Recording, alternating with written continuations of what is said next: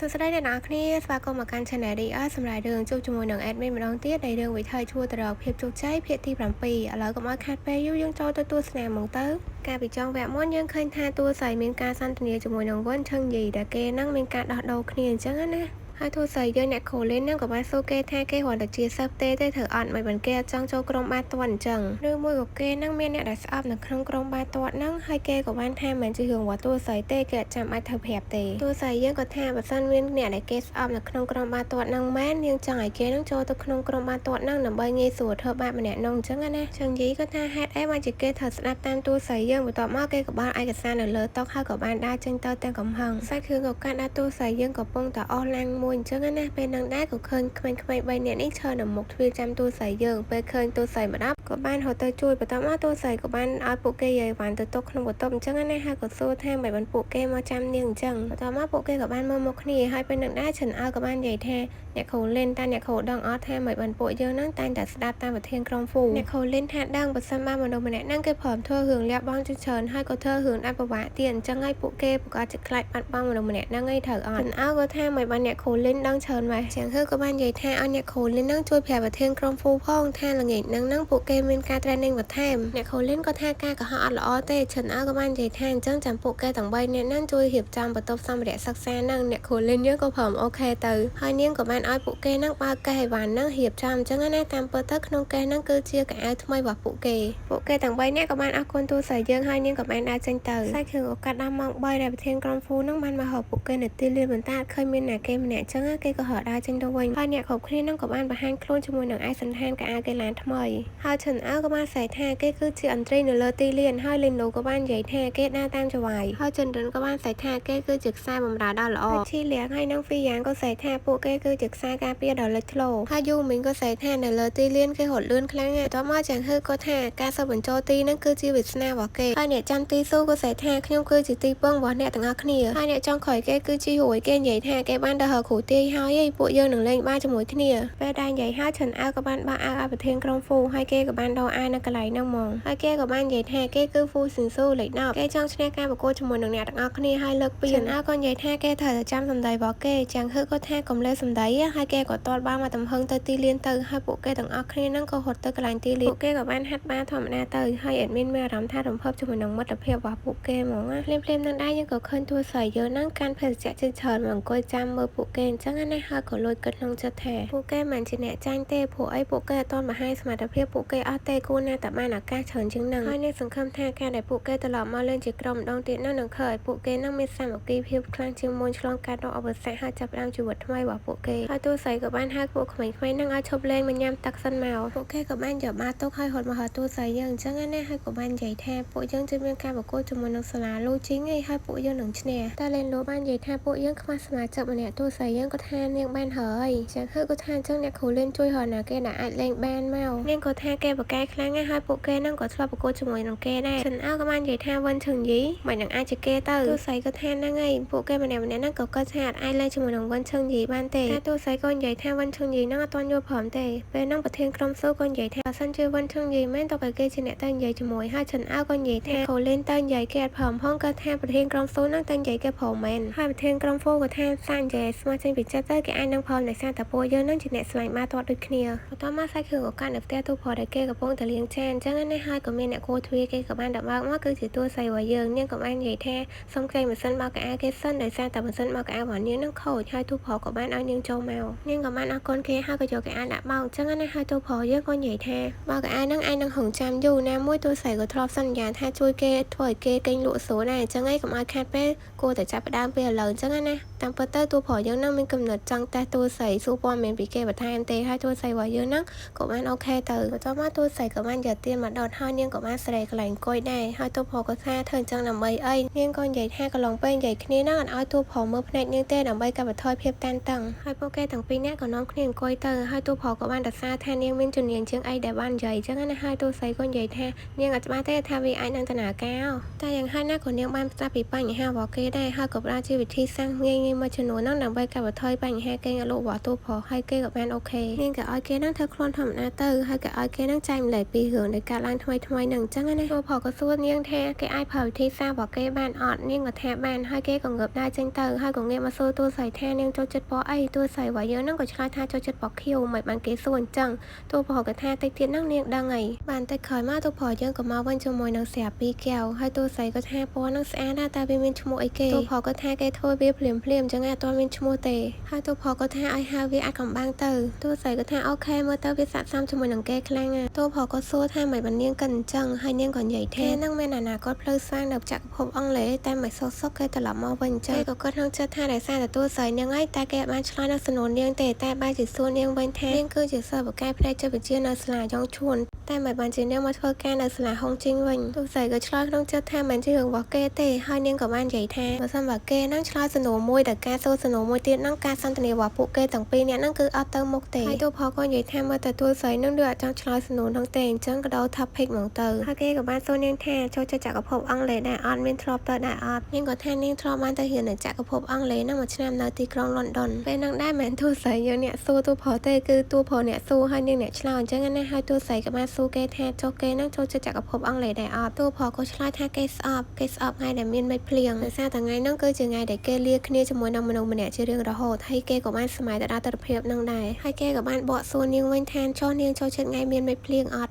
់ទូស័យរបស់យើងក៏ឆ្លើយថាគេចូលចិត្តដោយសារតែមេឃភ្លៀងអញ្ចឹងអាចចេញទៅក្រៅបានទេមានតែនៅផ្ទះឆាតលេងជាមួយនឹងមិត្តភ័ក្តិតាមទូរស័ព្ទអញ្ចឹងណាទូផលក៏សួរដេញថាគេមានមិត្តភ័ក្តិច្រើនណាស់មែននៅចក្រភពអង់គ្លេសហ្នឹងអញ្ចឹងបើគេខលជាមួយមិត្តភ័ក្តិតែខលជាមួយណាគេពេលហ្នឹងដែរម៉ាស៊ីនបោកកៅអៅក៏បានលោតដល់នាទីអញ្ចឹងណាអញ្ចឹងហើយនាងក៏បានងើបទៅយកកៅអៅតែនាងបាននិយាយថាទុកទៀនទុកសម្ភារៈផ្សេងហ្នឹងនៅហ្នឹងហើយឃើញលោលើកក្រោយទៀតពួកគេអាចនឹងនិយាយគ្នាទៀតអញ្ចឹងណាទូផលក៏ថាអូខេបន្តមកសាច់រឿងឱកាសដែលទូផលយើងហ្នឹងបានទៅមើលក្តារខៀនរបស់គេទៀតហើយគេក៏បានកែពណ៌មួយចំនួនដូចជាទូស័យរបស់យើងនឹងចូលចិត្តពណ៌ខៀវហើយនាងនឹងចូលចិត្តថ្ងៃមេឃភ្លៀងបន្តមកសាច់រឿងឱកាសដល់ថ្ងៃថ្មីដែលប្រធានក្រុមហ្វូបានមកហៅវិនឈឹងជីដល់ថ្នាក់គេឃើញអញ្ចឹងក៏បានដើរកិច្ចប្រធានក្រុមហ្វូហើយប្រធានក្រុមហ្វូក៏បានរត់ទៅតាមអញ្ចឹងណាប្រធានក្រុមហ្វូក៏និយាយថាចង់ឲ្យវិនឈឹងជីនឹងចូលរួមក្រុមបាល់ទាត់ជាមួយគេវិនឈឹងជីក៏ឆ្លើយថាយកព្រមតែប្រធានក្រុមហ្វូយើងនឹងលើកនឹងអត់ទុកចិត្តគេទេខ្លាចគេក៏ហាក់ដូចលើកមុនអញ្ចឹងណាហើយក៏ចង់ឲ្យគេនឹងសន្យាហើយវិនឈឹងជីក៏ថាអូខេគេព្រមសន្យាតែត្រូវមានលក្ខខណ្ឌជាមួយគេហើយគេបាននិយាយថាចង់ឲ្យប្រធានក្រុមហ្វូនឹងធ្វើជាអ្នកបម្រើគេនឹងមកតែប្រធានក្រុមហ្វូនឹងយកព្រមដែរអត់ហើយតែចង់លេងបានប្រធានក្រុមហ្វូរបស់យើងនឹងក៏បានយកព្រមជាមួយគេហើយឈឹងជីក៏ថាចាំគេផ្ញើការភាឲ្យតាមក្រោយហើយគេក៏ដើរចេញទៅបាត់ទៅសាច់គ្រឿងក៏កាត់ដល់ពេលយប់នៅផ្ទះប្រធានក្រុមហ្វូពេលនឹងដែរឈឹងជីក៏បានផ្ញើការភាមកឲ្យគេដែលពីថ្ងៃច័ន្ទនឹងអាទិត្យនឹងគេត្រូវធ្វើអីខ្លះអញ្ចឹងណាហើយសម្រាប់កិច្ចការមួយដែលគេបានដាក់ឲ្យធ្វើនឹងគឺធ្វើរយៈពេលតែ1ម៉ោងទេបើសិនជាធ្វើអត់ទាន់ឬក៏គេអត់ចង់ធ្វើអញ្ចឹងមិនន័យថាចាញ់ទេហើយប្រធានក្រុមហ្វូរបស់យើងនឹងក៏បានអូខេទៅសាច់គ្រឿងបន្ទាប់គឺកាន់តែផ្ទះទួស័យម្ដងនៅពេលនឹងដែរនាងកំពុងតែមើលសភៅហើយនាងក៏និយាយថាឃ្លានអញ្ចឹងណាហើយក៏បានជួយកំងអីញ៉ាំទៅពេលដែលកំងហើយនឹងទួស័យក៏បានគិតក្នុងចិត្តថាទូប្រុសនឹងមិនបានមកហុងជីងម្នាក់ឯងអញ្ចឹងហើយមានបញ្ហាគេងាត់លក់ទៀតប្រកាសជាឆ្លងកាត់រឿងអីមួយនៅចក្រភពអង់គ្លេសអីដល់កន្លែងមើលទូប្រុសយើងវិញកំពុងតែគេងាត់លក់អញ្ចឹងណាហើយគេក៏បានលើអ្នកដឹកនឹងស្រែកហៅទូស័យថាមេធីមកដល់ហើយបានបន្តិចក្រោយមកនឹងក៏លើអ្នកដឹកម្នាក់ទៀតស្រែកថាផ្លែឈើហើយនឹងក្រែមកដល់ហើយហើយទូស័យយើងក៏មកច្រើនខ្លាំងមែនតើបានបន្តិចមកទៀតនឹងមីសុបចិនទៀតហើយទូប្រុសធំអត់បានទេក៏ស្ទូចូលមកក្រោមនឹងមកហៅទូស័យដល់ឃើញទូប្រុសចូលមកអញ្ចឹងនាងក៏បានសួរថាតើនាងរំខានគេមែនហើយនាងក៏មកច្រើនណាចង់ញ៉ាំជាមួយគ្នាដែរអត់លើទូប្រុសឆ្លើយអីទេប៉ុន្តែសេះរឿងបន្ទាប់នឹងឃើញទូប្រុសអង្គុយនៅក្នុងបន្ទប់ទូស័យបាត់ហើយអញ្ចឹងមិនន័យថាគេព្រមញ៉ាំអញ្ចឹងណាហើយគេក៏បានជួយស្រែកថងទូស័យដែរហើយទូប្រុសយើងនឹងក៏និយាយថាអ្នកគ្រូលីនយប់ហើយសូមឲ្យបន្ថយសលេងតិចទៅដោយសារតែនៅបន្ទប់ខាងលើនឹងគឺជាអ្នកជំងឺដែលមានបញ្ហាគេងាក់លក់ដល់ហើយទូស័យនិយាយថាចៃដន្យមែនមីជូហឺនឹងគឺជួយទៅដល់អ្នកគេងាក់លក់ហើយឲ្យទូប្រុសយើងញ៉ាំអញ្ចឹងណាតាមពិតទូស័យបោកទេទូប្រុសក៏ថាអាហារនឹងអត់សូវតំណងទេទូស័យក៏គាត់នឹងចិត្តថាមើលងាយអាហារនេះស្មើនឹងមើលងាយនាងឯងអញ្ចឹងឯទូស័យរបស់យើងនឹងក៏បានប្រើល្បិចទៀតឯអ្នកទូប្រុសឲ្យគេនឹងញ៉ាំទៅសាកសិនទៅឃើញលោកអាចជួយបានអញ្ចឹងណាហើយទូប្រុសនឹងក៏ចាញ់មនោគមទូស័យព្រមញ៉ាំមែនហើយមិនតែប៉ុណ្ណោះឯទូស័យនឹងក៏បានប្រាប់ពីរបៀបញ៉ាំដែរថាឲ្យជ្រក់ពងទានឹងចូលទៅក្នុងទឹកស៊ុបទៅពេលញ៉ាំទៅបានឆ្ងាញ់ទូប្រុសនឹងក៏ព្រមធ្វើតាមទៀតហើយទូស័យយើងនេះអ្នកកំងម៉ាតបានញ៉ាំទៅហើយមកអង្គុយលើក្រែមើលទូប្រុសយើងញ៉ាំឡើងទៅនឹងគាត់តែមើលនឹងក៏ដឹងថាទូស័យយើងចង់ញ៉ាំប៉ុណ្ណាដែរដល់ពេលមើលទូប្រុសយើងញ៉ាំមួយអញ្ចឹងទៅទូស័យថាអត់ទៅនឹងទេគេអត់ញ៉ាំមីជូហឺអញ្ចឹងទេគេញ៉ាំវា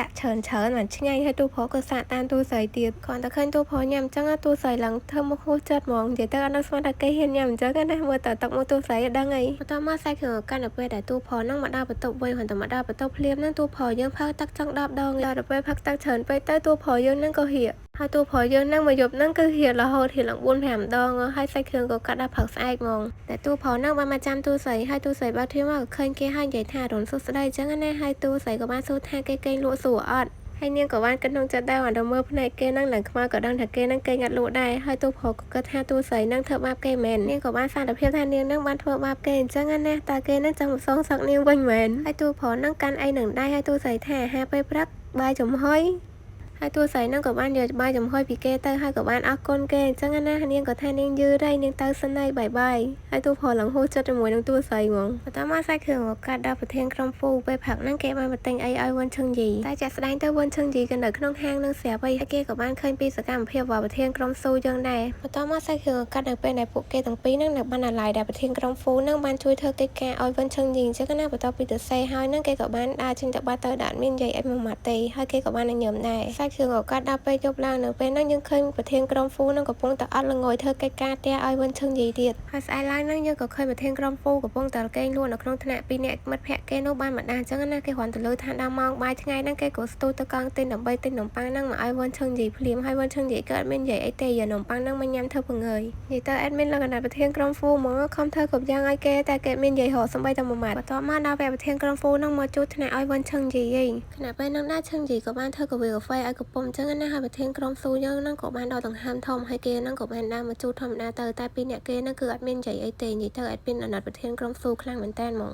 សាច់គ្រឿងបន្ទាប់គឺបង្ហាញពីតួស្រីដែលនាងនៅម៉ាត់ម្នាក់ឯងកំពុងតែអង្គុយផឹកអញ្ចឹងណាហើយតួប្រពេលហ្នឹងកំពុងតែមកពីហាត់ប្រាណឃើញនាងអង្គុយម្នាក់ឯងអញ្ចឹងក៏បានហត់មកអង្គុយជាមួយនាងហើយក៏សួរនាងថាមិនបាននាងផឹកម្នាក់ឯងអញ្ចឹងមានរឿងក្នុងចិត្តមែនហើយតួស្រីយើងក៏និយាយថាតាមពិតទៅនាងមកអង្គុយចាំសាច់ក្រកទេដោយសារតែសាច់ក្រកហាលហ្នឹងឆ្ងាញ់ខ្លាំងណាស់ហើយមួយថ្ងៃគេលក់បានតែចំនួន10ទេអញ្ចឹងហើយបាននាងមកអង្គុយចាំពេលហ្នឹងពួកគេទាំងពីរក៏បានចូលទៅហៅអីញ៉ាំជាមួយគ្នាទៅតែក៏មើលតួស្រីយើងតែគាត់តែមួយទេមកទេឡើងមកកំប៉ុងហ្មងណាគេដូចតួស្រីខ្លះខមមិនខាងក្រោមហើយពេលនឹងដែរតួប្រុសគឺថាតួស្រីយើងញ៉ាំក៏ខិចចឹងណាបន្តមកតួស្រីយើងក៏បានប្រាប់តួប្រុសថាប្រធានក្រុមហ្វូហ្នឹងចង់ជាអ្នកហៅឈឹងយីហ្នឹងមកចូលក្រុមវ៉ាតតវិញនឹងខ្លួនឯងហើយតួប្រុសក៏ថាតួស្រីហ្នឹងអត់ជួយគេទេមែនហើយខាងញ៉ាំគឺជាអ្នកគ្រប់គ្រងក្រុមហើយណាមួយតួស្រីហ្នឹងក៏ជាអ្នកឲ្យចិនវៃដងហ្នឹងចាក់ចេញពីក្រុមដែរតួស្រីក៏បានថាឲ្យតួប្រុសគេក៏ដូចគ្នាគេក៏បានសន្យាថានឹងបង្ហាត់បង្រៀនពួកក្មេងៗហ្នឹងរហូតដែរហើយនាងក៏ថាទៀតថាដូចជាឃើញវ៉ុនឈឹងយីហ្នឹងយកចិត្តទុកដាក់ជាមួយនៅប្រធានក្រុមហ្វូហ្នឹងខុសពីអ្នកផ្សេងផលក៏និយាយថាតាមពិតទៅគេដឹងរឿងហ្នឹងយូរហើយមនុស្សស្មានថាតួស្រីយើងអត់ធ្វើអីផងទៅតែអង្គុយញ៉ាំអីសោះសង្កេតឃើញដែ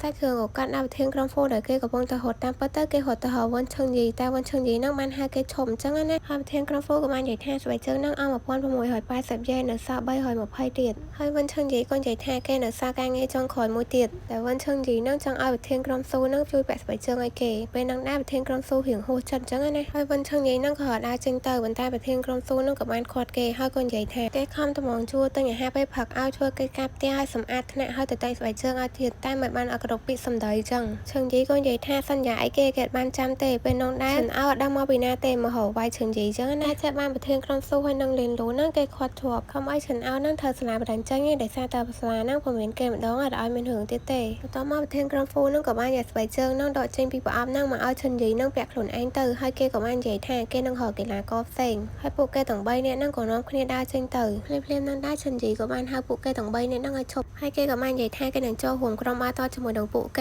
េប៉ុន្តែវាគួរឲ្យធន់ខ្លាំងណាស់នៅពេលដែលក្នុងក្រុមហ្នឹងសុទ្ធតែអ្នកអន់ឈិនអោតែលើអញ្ចឹងក៏រត់អាចទៅវាយគេទៀតហើយប៉ុន្តែប្រធានក្រុមស៊ូក៏បាននិយាយថាតើគេនឹងចង់បានអីហើយឈិនយីហ្នឹងក៏និយាយថាបើសិនបើបន្ទូអង់គ្លេសរបស់ពួកគេហ្នឹងបានខ្ពស់ច្រើនជាងគេនឹងទទួលស្គាល់ថាពួកគេហ្នឹងអត់អន់ទេហើយគេនឹងចូលរួមក្រុមបាល់ទាត់និយាយទៅអាប៉ែហ្នឹងបកកែធ្វើឲ្យគេខឹងអញ្ចឹងណាដល់ពេលហើយប្រធានក្រុមហ្វូរបស់យើងហ្នឹងក៏បាននិយាយថាគេយល់ព្រមបន្តមកសាច់គ្រឿងក៏កាត់នៅបន្ទប់ដាក់សម្ភារៈដែលពួកគេនឹងពេលនឹងកំពុងតែតាមវត្តតួស្រីឲ្យជួយបរៀនអង់គ្លេសដល់ពួកគេផងនិយាយទៅវ៉ុនឈឹងយីនឹងគឺមានបំណងចង់ធ្វើបាបពួកគេអញ្ចឹងណាដែលដឹងថាប្រធានក្រុមហ្វូរបស់ពួកយើងនឹងគឺអត់សូវចេះអង់គ្លេសទេហើយលេងលោឈុនឲ្យនឹងនិយាយថាឲ្យពួកគេធ្វើអីក៏បានដែរឲ្យទៅតួស្រីយើងព្រមជួយអញ្ចឹងណាហើយអ្នកគ្រូលេងនឹងក៏បានសួរប្រធានហ្វូថាគេគិតមិនហើយប្រធានហ្វូរបស់យើងនឹងក៏និយាយថាគេនឹងចង់ឈ្នះខ្លាំងគេចង់ឈ្នះវ៉ុនឈឹងយីនឹងខ្លាំងមែនតើដល់ចង់ក្រោយទៅតួស្រីយើងក៏ព្រមជួយអញ្ចឹងណាហើយប្រធានក្រុមហ្វូនឹងក៏និយាយថាបន្ទុកអង់គ្លេសគេរាល់ខែហ្នឹងគឺបន្ទុកទាបខ្លាំងមែនតើតួស្រីយើងក៏ថាអត់អីទេហើយឲ្យអ្នកផ្សេងទៀតនឹងជួយគេ ដោយដំបូងនឹងពួកគេត្រូវហ៊ានវគ្គខ្លីៗជាមុនសិនហើយបន្តមកពួកគេក៏បានអរគុណតួស្រីយើងហើយតួស្រីយើងនឹងក៏បានប្រាប់ពួកគេដែរថាកុំឲ្យបារម្ភពេកអីហើយតួស្រីយើងក៏ចេញទៅបាត់ទៅមើលតែពួកគេនឹងសប្បាយចិត្តខ្លាំងណាស់បន្តមកសាច់គឺកាន់តែទីលានដែលពួកក្មេងៗនឹងកំពុងតែហាត់ចឹងណាហើយជរិនក៏បានសួរថាប្រធានក្រុមហ្វូនឹងមានការភ្នាល់គ្នាជាមួយនឹងវិនឈឹងជីក្នុងការប្រឡងអង់គ្លេសត្រូវអត់ហើយពេលនឹងដែរគ្នាគេផ្សេងទៀតនឹងគិតថាប្រធានក្រុមហ្វូនឹងតែអត់ឈ្នះហើយដោយសារតែគេអត់ចេះអង់គ្លេសទេហើយឈិនអើក៏បាននិយាយថាមិនបារម្ភទេឥឡូវហ្នឹងពួកគេមានអ្នកជួយហើយភ្លាមៗនឹងដែរទោះស្រីយើងក៏បានមកដល់ហើយឈិនអើក៏បានប្រាប់ថាអ្នកជួយបានមកដល់ហើយទោះស្រីមកដល់ហ្នឹងក៏បានឲ្យនំទទួលផងហើយនិយាយថានាងខ្ចីគុណសិស្សពួកគេមកផ្លែសិនហើយក៏ឲ្យពួកគេស្មាក់ហើយនាងក៏បានដើរយកកណាតូចៗហ្នឹងទៅឲ្យពួកគេគ្រប់គ្នាដែលនៅក្នុងกระดาษហ្នឹងដែរគឺជាភាសាអង់គ្លេសនៅក្នុងกระดาษហ្នឹងមានចំណុចសំខាន់ដែលអាចនឹងចេញប្រឡងក្នុងខែហ្នឹងអញ្ចឹងណាគឺនាងបានរៀបចំឲ្យប្រធានក្រុមហ្វូហើយក៏ដូចជាអ្នកទាំងអស់គ្នាដែរអ្នកទាំងអស់គ្នាហ្នឹងត្រូវតែជួយប្រធានក្រុមហ្វូឲ្យចេះអានចេះសរសេរអក្សរនៅក្នុងกระดาษហ្នឹងទាំងអស់ហ្នឹងពេលហ្នឹងចាងហឺក៏បានបូឡូច្រើនឲ្យដោយនិយាយថាសូម្បីតែពាក្យគេខ្លួនឯងហ្នឹងគេអានអត់ចេះហងទៅបរិញ្ញាអ្នកផ្សេងមិនកើតពេលហ្នឹងច្រើនឲ្យក៏បាននិយាយលក្ខខណ្ឌជាមួយនឹងពួកគេទាំងអស់គ្នាថាចាប់ពីពេលហ្នឹងទៅពួកគេនឹងត្រូវតែនិយាយអង់គ្លេសមិនថាធ្វើអីក៏ត្រូវតែនិយាយអង់គ្លេសដែរដល់គ្រាន់តែលើអញ្ចឹងទូផលយើងហ្នឹងក៏បាននិយាយអង់គ្លេសជាមួយនឹងពួកគេភ្លាមតែពួកគេនឹងស្ដាប់អត់យល់ទេថាទូផលនិយាយពីអីបន្ទាប់មកក៏ដល់មកសម្រាប់អីហើយពួកគេក៏នាំគ្នាទៅចេញទៅ